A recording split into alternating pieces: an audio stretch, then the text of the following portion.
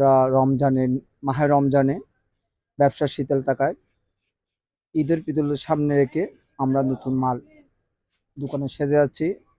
এবার ঈদে আমরা যেহেতু ভালো ব্যবসা করব প্রয়োজনের সেবা দেওয়ার জন্য, সেই ব্যক্তিরাকে আমার ভালো ব্যবসা হবে আশা করি আমি।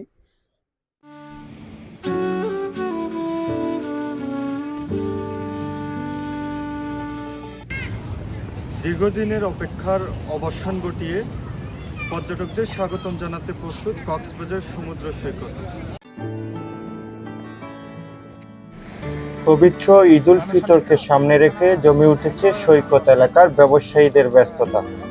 বিশ্বের দীর্ঘতম সমুদ্র সৈকত হিসাবে পরিচিত কক্সবাজারে এখন উৎসবমুখর পরিবেশ।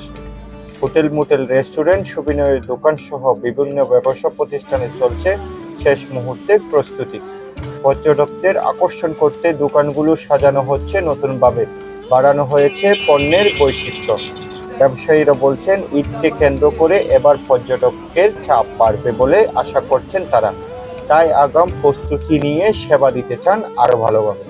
একজন ব্যবসায়ী বলেন, দীর্ঘদিন পর পর্যটক আসবে এই আশায় আমরা দোকান সাজাচ্ছি, নতুন পণ্য আনছি, ঈদে ভালো ব্যবসার আশা করছি। অন্যদিকে স্থানীয় প্রশাসন পর্যটকের নিরাপত্তা নিশ্চিত করতে নিয়েছেন নানা উদ্যোগ। বাড়ানো হচ্ছে আইন শৃঙ্খলা ব্যবস্থা, রাখা হচ্ছে পর্যাপ্ত নজরদারি। সব মিলে ঈদ উল ফিতরকে কেন্দ্র করে কক্সবাজার সমুদ্র সৈকত এখন প্রস্তুত পর্যটকদের প্রাণচাঞ্চল্যমুখর হয়ে উঠতে।